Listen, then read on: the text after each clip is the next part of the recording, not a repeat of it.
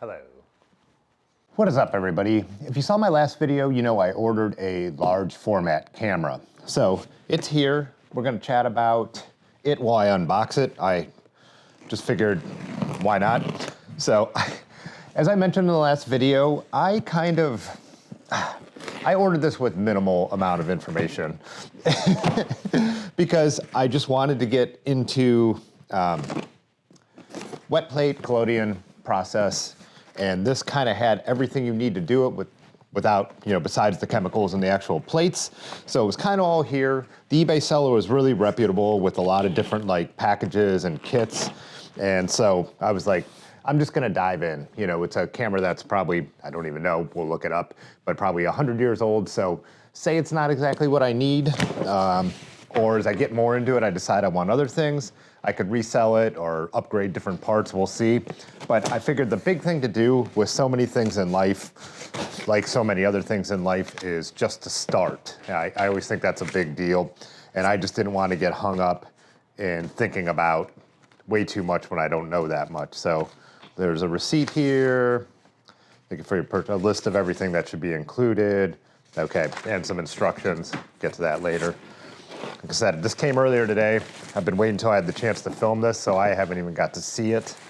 I went with a more vintage, as a wood camera with brass lenses. One's even a Petzval design. So I went with this kind of idea for the simple fact that if I am going to be doing it as a little bit of a project where people would be coming here and I'd be taking their pictures, I think the camera is part of the show. And so I think the vintage aspect of it makes sense to have the old wood camera and the black brass lenses as opposed to something more modern. Plus for portraits, and at least this is in my mind, like I'm saying, I don't know a ton about this stuff, but I also like the idea of having a vintagey look to the images. I'm not trying to get into large format landscape photography as of now, and that kind of thing where I would want really high quality, more modern stuff. So that's the extent of the thought process here. That yes, this is one of the lenses. Oh wow, it's so big. Wait, we'll get that all open eventually. But yeah, so I'm pretty excited. I am not opposed to taking the camera out on location. I do think it'd be cool to shoot some Akron landmarks. If you guys know how large format works, it's really cool because you have these camera movements where you can move the lens and the film plane around. Camera movements is literally what it's called. But that's kind of cool because say you shoot a building, you won't get that keystoning effect you do with a regular camera. You can tilt and shift and do all that kind of stuff to make it look right. So this must be the actual camera here, which is what we're gonna open first. But the cool thing about this package, as mentioned, it comes with all the stuff that I need to do wet plate, but it also comes with regular film holders. So this is one, I was originally thinking I would dive right in to trying to do the wet plate thing. I've since changed my mind. I've ordered some Ilford direct positive paper. So basically, you put a sheet of paper as opposed to negative film into the camera. You take it, it's a one-off, you just go and develop it. It's just a much more, I think 25 sheets of 4x5 are $40.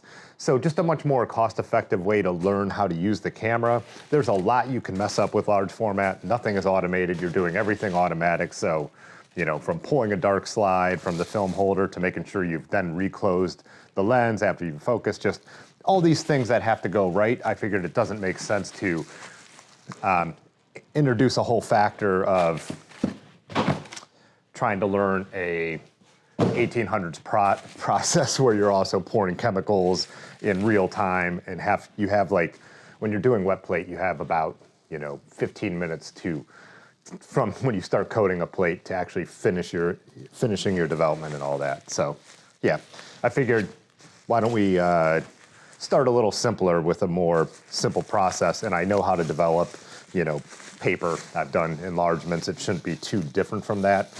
Another thing I haven't looked into the exact details of, but I watch all kinds of photography stuff, listen to film photography podcasts, so just stuff I have a knowledge of. It's kind of interesting. I've gone back and I've been watching Matt Marash. He's on Film Photography Podcast and he works at Midwest Photo down in Columbus. his Large Format Friday series. I'll link that below. It's really good. I watched it a lot during the pandemic, and I'm just interested in everything photography, but even when I was watching it, I felt like I had no desire to get into large format myself. I mentioned this a little bit in the last video. One of the things that has really changed is I absolutely love 35 millimeter black and white.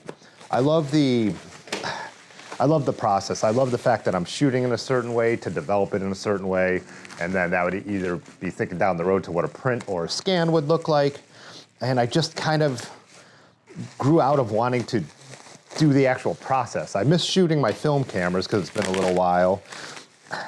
I'm not missing the processing or the scanning. And of course I could send that stuff out, but that's just not why I like film photography. Like I said, I like the control, the fact that you develop your own process. So I've gotten used to how long I develop with Kodak Tri-X, and Kodak HC110 is the developer, and my whole process and that stuff, I've built my own thing. So sending it out just really doesn't appeal to me. And so since I don't feel like I really have the time or anything, now this is where kind of large format is appealing, because you're taking one image and you're doing one process. So I don't know. Something that used to see like the holdup for me was how slow it would be and how much more tedious it would be, is now one of the things that is exciting me about it.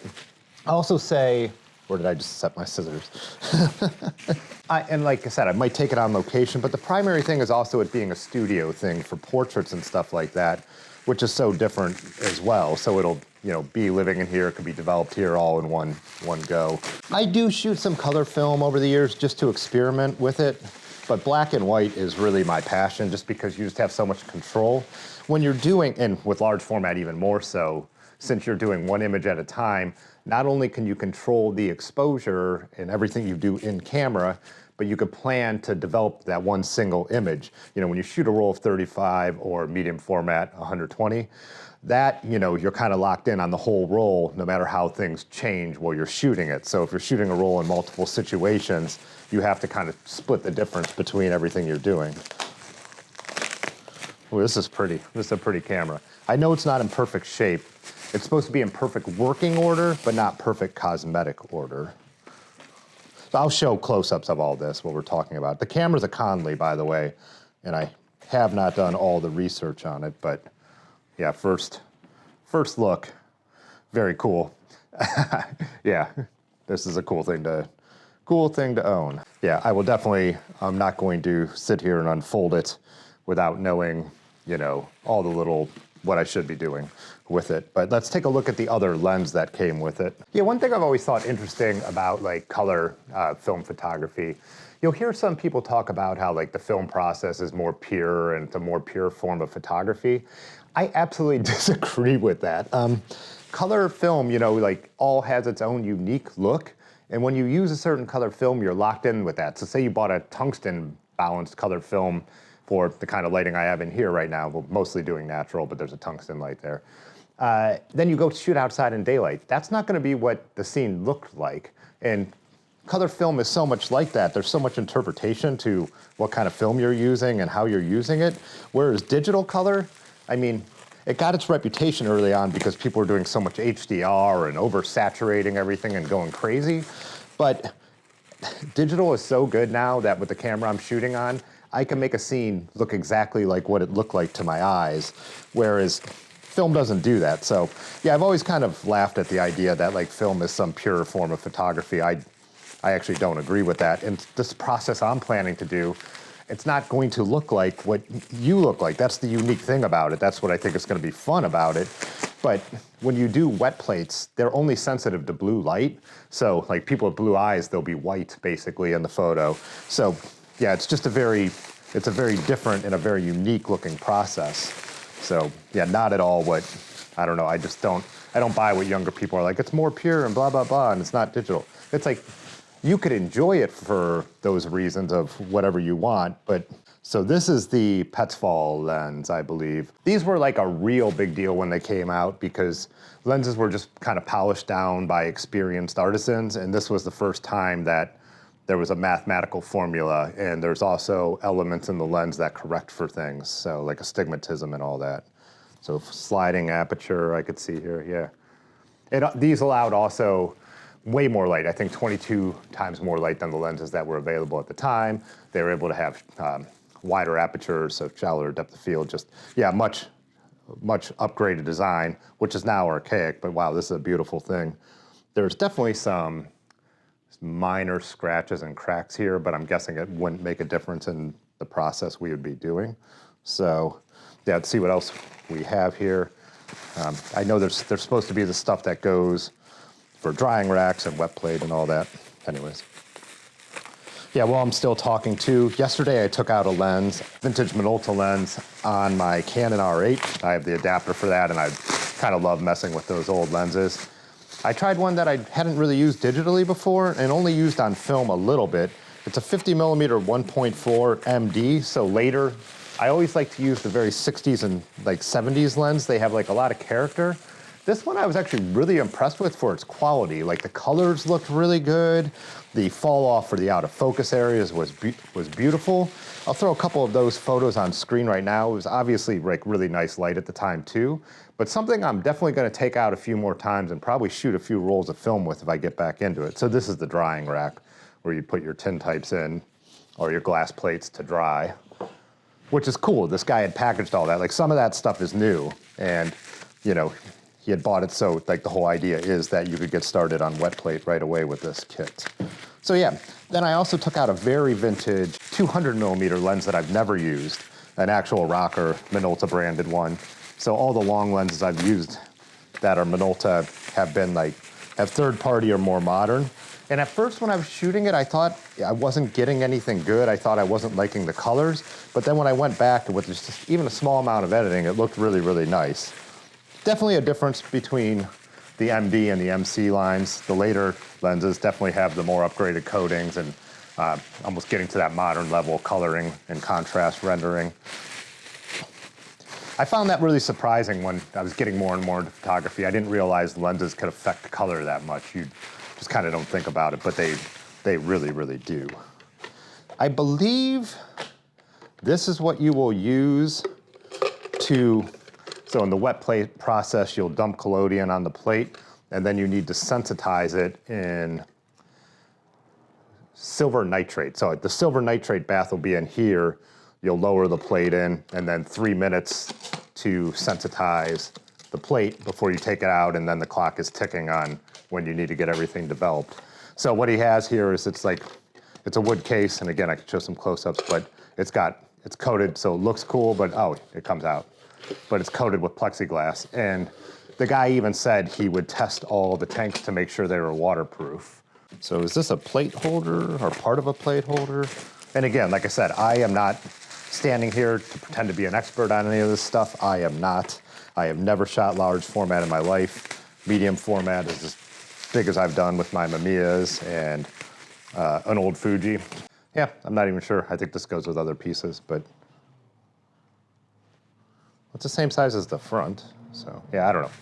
Figure it all out as we go, so. Yeah, these are, yeah, film holder and plate holders, I think, and then the slides have to go into them. I don't know, yeah. Oh, it did say there's, if I didn't say this, so this is a 5x7 camera. It would take a 5x7 natively, but there's supposed to be inserts in here to make it also take 4x5, yeah, which will be more affordable in every aspect, the film, wet plates, so just a way to learn. But I did want 5x7. I didn't want to go full 8x10. It's like, that's the thing, like everyone's advice is start with the 5x7 or the 4x5. And if you want to, you know, get really into it and then start messing with 8x10 and dealing with the cost of shooting 8x10, do that later. So, but I still thought if we do this and we have people over, a 5x7 is such a nice size. So yeah. There's another chemical tank, so if it's clear, can't remember. So yeah, I don't know what here is just packaging and what here actually has stuff in it. So, anyways, that's what's been going on. The studio is full of stuff. I've been doing a big project with Dave shooting it's a complicated one because we're shooting clear plexiglass like drum surrounds and stuff like that, and they need to be shot on white. So when you're shooting clear on white. Yeah, this is just packaging. it can be a real challenging situation. And then there's just a ton of different angles and configurations to do it. So yeah, I always make sure I have an assistant, Dave, to help me out when that's going on. So I'll show a little what that looks like over here as we're working on that in the back half. And I need to finish that today. I shouldn't even be doing this right now because I have portrait sessions next week and then we're heading out of town. So really need to stay on top of things. So these look like the film holders. Yeah. Film holders. Yeah, these, yeah. So this way you put regular film in with the slides and all the dark slides and all that. So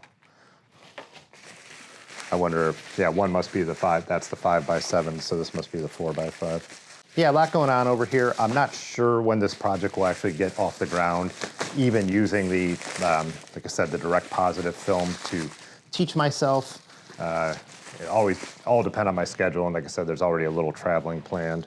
Oh, this, yep, that's the 4x5 one that'll fit into the camera, so. I think that's about it here. So yeah, exciting to get started. And just a quick update, you know, I talked about this and I figured people would want to see it. Figured why not have a little chat while I unbox it. And so yeah, things are moving forward with this project and this space. And I'll keep everyone updated and I will see you in the next one. Thanks as always for watching.